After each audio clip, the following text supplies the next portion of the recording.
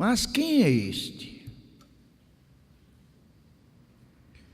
Meus irmãos, esta foi a pergunta cheia de espanto que um grupo de pescadores fez.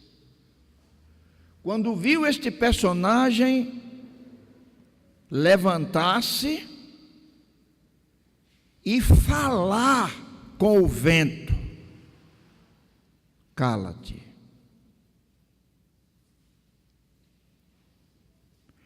Voltar para o mar revolto e dizer a ele: aquieta-te. E o vento se aquietou e o mar se acalmou. Diante deste milagre, o grupo espavorido, olhando um para o outro, soltou esta frase. Frase esta que ecoa por toda a eternidade: quem é este?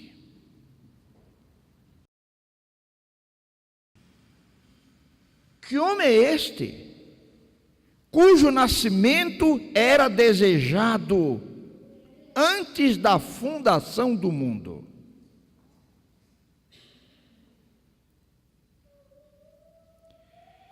Que homem é este, nascido em uma vila obscura,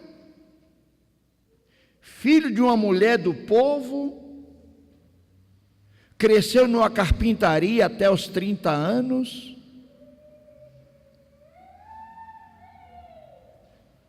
na infância espantou um rei poderoso,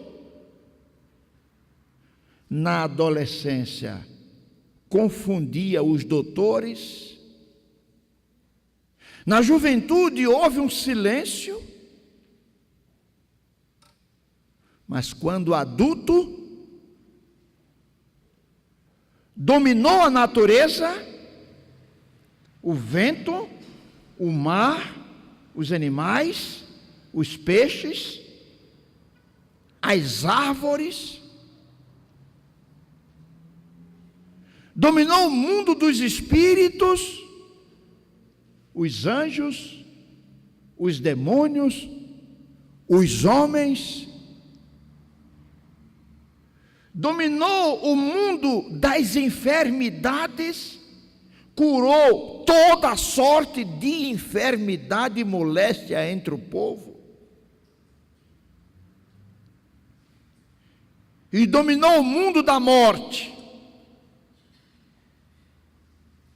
tomou-lhe das suas garras um homem em Betânia,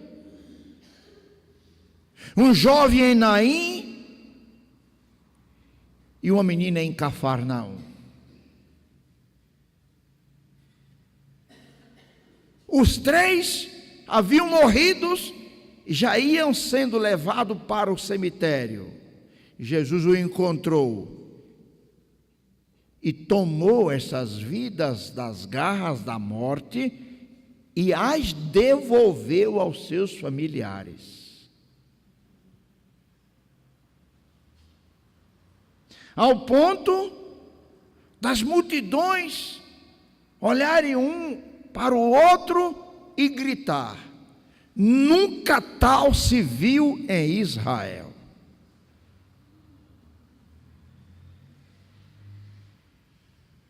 Que homem é este, que nunca escreveu um livro, nunca foi eleito para um cargo público, nunca frequentou uma faculdade, nunca viajou para além de 320 quilômetros de sua cidade natal, e no entanto, o povo testemunhava: nunca homem algum falou assim como este homem.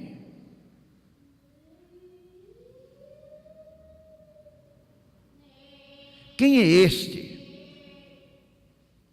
que, sendo a fonte da água viva, morreu com sede pedindo água?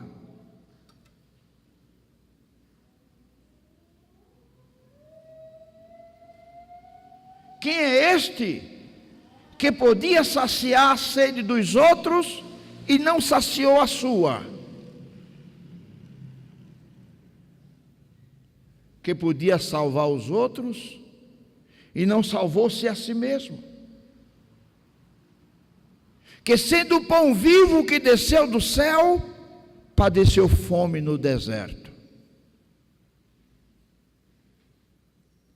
Que, sendo o dono do paraíso, padeceu no deserto?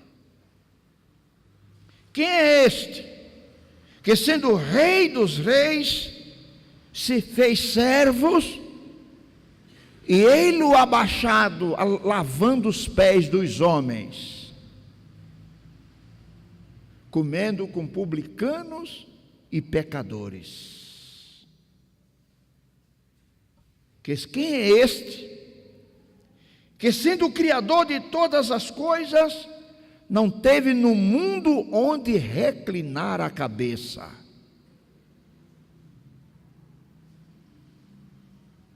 Que, sendo o dono da prata e do ouro, viveu durante o seu ministério na terra, na dependência do auxílio de algumas almas piedosas.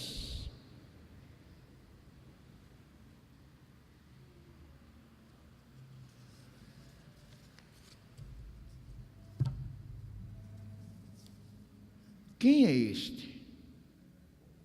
que andou por toda parte fazendo bem e mesmo assim foi odiado de uma maneira tal que foi expulso da sua nação, pelo seu povo, foi expulso do mundo pela crucificação? Quem é este que, sendo reconhecido pelas autoridades como inocente, mesmo assim foi preso, julgado por um julgamento farsa, condenado à morte? Quem é este que, enquanto morria, intercedia, orava, clamava por aqueles que decretaram a sua morte?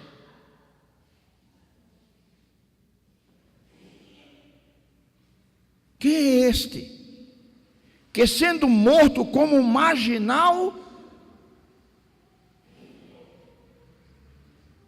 seu corpo foi tomado por um senador e sepultado com honrarias?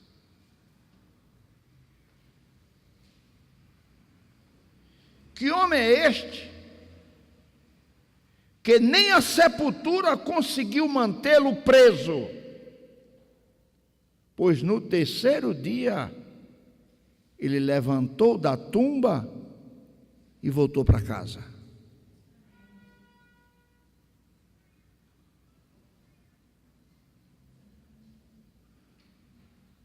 Navegando pelas páginas das Escrituras, nós encontramos mais de 50 nomes e títulos para este personagem.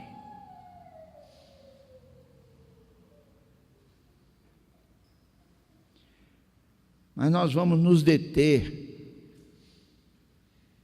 em apenas 4 nomes que deram a ele. Quem é este? João o apóstolo, ele diz, João o apóstolo o chamou de o Verbo.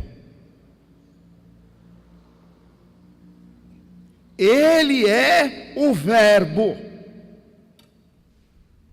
No princípio era o Verbo. Se você puder me acompanhar, me acompanhe. E o Verbo era Deus. E o Verbo estava com Deus. Esta palavra verbo, ela significa logos. E a palavra logos significa a mente criadora, tanto para judeu como gentios. Significa a mente criadora, a mente iluminadora, a mente controladora, a mente sustentadora. Resumindo, aquele que cria, aquele que ilumina, aquele que controla, aquele que sustenta. Logos, verbo. Mente criadora, mente iluminadora, mente sustentadora, mente controladora.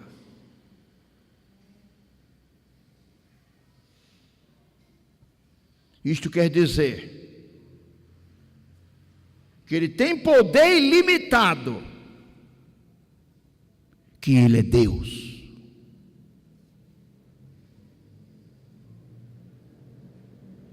Nestes versículos, ele mesmo reivindicou para si esta gloriosa realidade. Nesta parte da Escritura, vemos ele fazer algo. Nestes versículos de Marcos 4, 35 a 41, nós vemos ele fazer algo claramente que vem confirmar toda esta gloriosa realidade da palavra verbo, da palavra logos.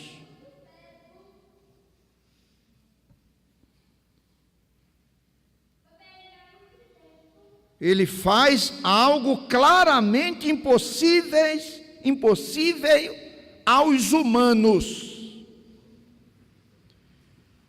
Ele fala ao vento, e o vento lhe obedece. Ele ordena ao mar, e este se submete, se cala.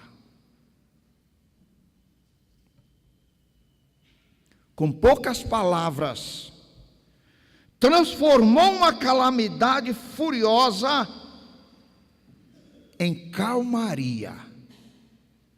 Cala-te, aquieta-te. E o vento parou e o mar se aquietou. Essas foram as palavras proferidas por aquele que, Salmo 33, verso 9, falou e tudo se fez. Mandou e logo tudo apareceu. A natureza bruta reconheceu a voz do seu Senhor, e como serva, obedece, se aquieta prontamente. Porque o mar bruto, o vento que não tem juízo, não sabe de onde vem e não sabe para onde vai, o mar e o vento prontamente obedece ao seu Criador. Para este personagem, nada é impossível.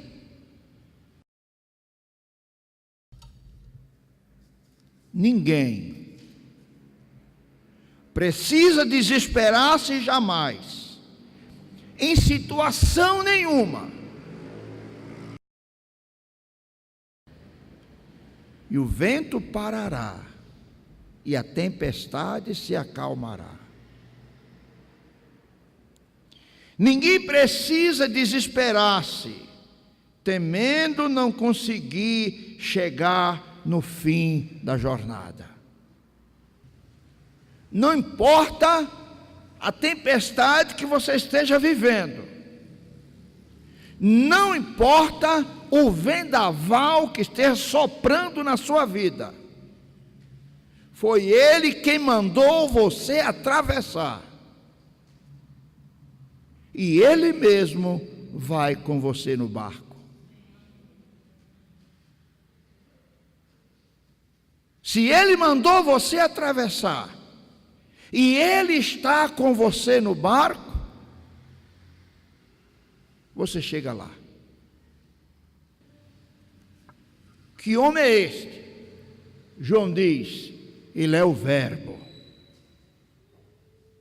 o Logos, a mente criadora, a mente iluminadora, a mente sustentadora, a mente controladora.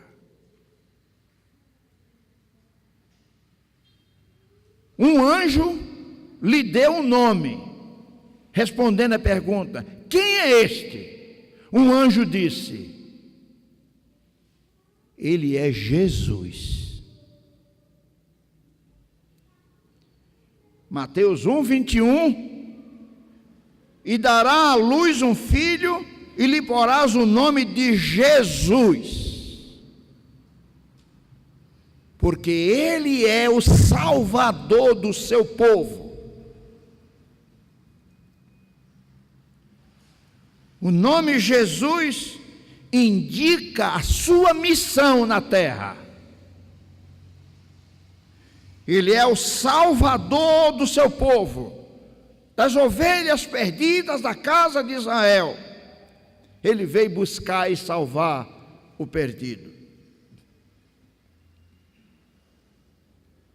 E a carta aos Hebreus 7:25 diz: portanto, ele pode salvar perfeitamente os que por ele se chegam a Deus.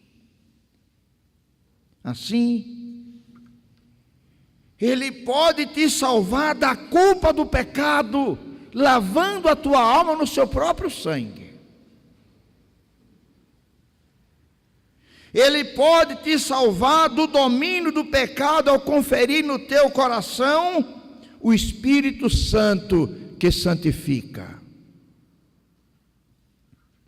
Ele pode te salvar da presença do pecado quando te tirar deste mundo, para descansar com Ele em glória. E Ele pode te salvar das consequências do pecado.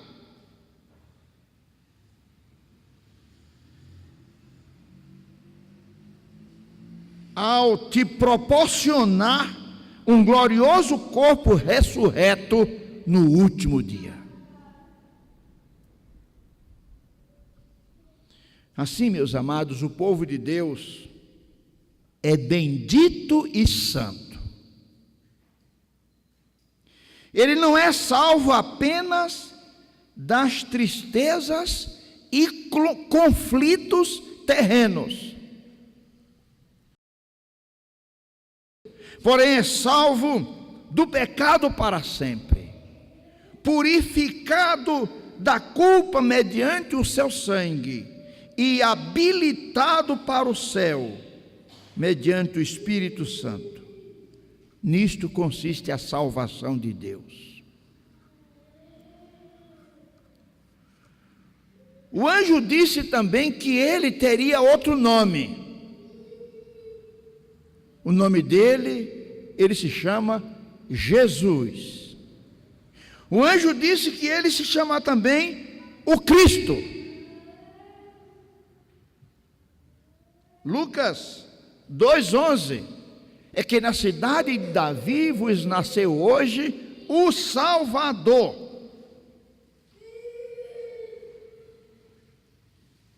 O Cristo, o ungido, o Rei, ungido por Deus, para arrancar o homem do poder do pecado, do poder do diabo e da condenação eterna.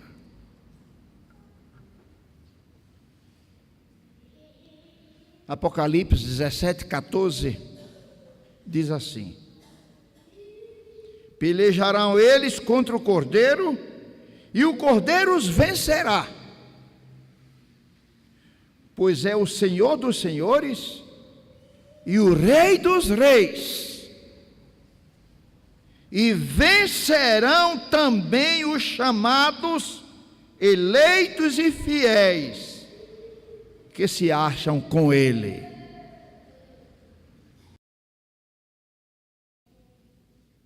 Está dizendo aqui que só será vencedor o eleito de Deus. O eleito de Deus, ele venceu, e o eleito que estará com ele também vencerá. Não foi à toa que Jesus ficou do lado de uma mulher apanhada em adultério, e lá está a mulher trêmula, ensanguentada, suja de terra, esperando a primeira pedrada.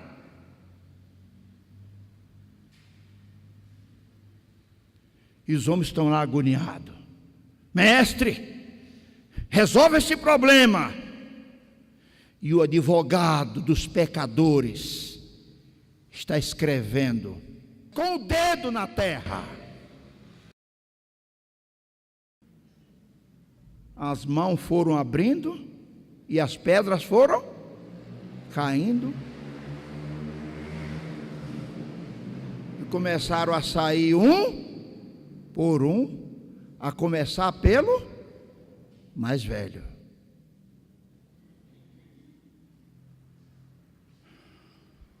Jesus termina tudo. Onde estão os teus acusadores? E ela diz: ninguém me condenou. E ele diz: eu também não te condeno. Vai, não peques mais. Porque ninguém se liberta do poder do pecado a não ser o Cristo de Deus, o Messias. Por isso que ele é o Rei que veio ao mundo. E Lucas 11:22 diz que ele entrou na casa do valente, onde todos nós estamos acorrentados, amarrados. Ele entrou na casa do valente e nos libertou. Se você quiser ler aí Lucas 11:22, ele entrou na casa do valente e ele nos libertou, tomando-nos um valente maior do que aqueles que estavam nos escravizando. Ele entrou na casa do valente e nos arrancou das garras do pecado e nos fez livres. E disse ele: se o Filho te libertou, verdadeiramente tu és livre. Ele nos libertou do poder do pecado e da condenação eterna.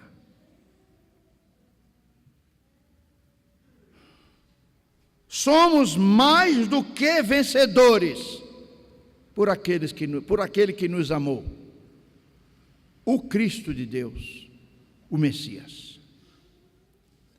Finalmente, o anjo disse que ele também é chamado de Senhor.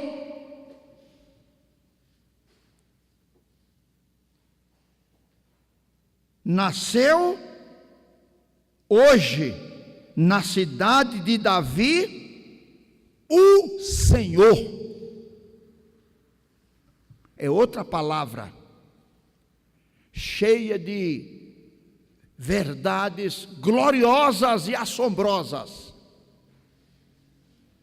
A palavra Senhor equivale a Yahvé. A palavra Yahvé equivale a Jeová. A palavra Jeová equivale a Deus.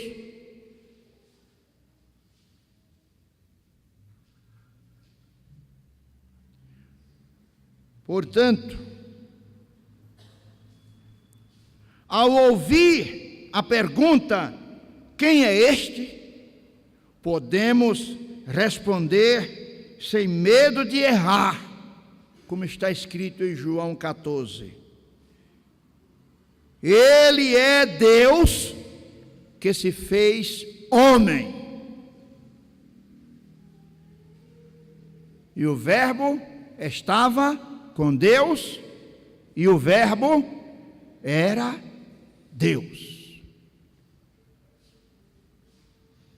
Ele mesmo reivindicou igualdade com Deus quando disse aos judeus, João 8:58, antes que Abraão existisse, eu sou. Esta palavra eu sou é o nome de Deus dado a Abraão lá na antiguidade. Dado a Moisés quando estava para tirar o povo do Egito. Ninguém chama Jesus de Senhor senão pelo poder, o milagre do Espírito Santo de Deus. Carta aos Romanos, capítulo 10, versículo 9. Se com a tua boca confessares a Jesus como Senhor, e em teu coração creres que Deus o ressuscitou dos mortos, serás salvo. Você foi tirado de lá do cativeiro, teus grilhões foram libertados, um preço muito alto, você foi libertado do cativeiro do pecado e transportado para o reino do Filho do seu amor. Se creres, verás a glória de Deus. 1 João 5,20, ele é o verdadeiro Deus e a vida eterna. Portanto, Atos 16:31 diz: crer no Senhor Jesus Cristo e será salvo, tu e a tua casa. Que a graça de nosso Senhor Jesus Cristo, o amor de Deus, o nosso Pai, as consolações do Santo Espírito de Deus esteja com este povo e com todo o povo de Deus espalhado pela face da terra, agora e para sempre. Amém.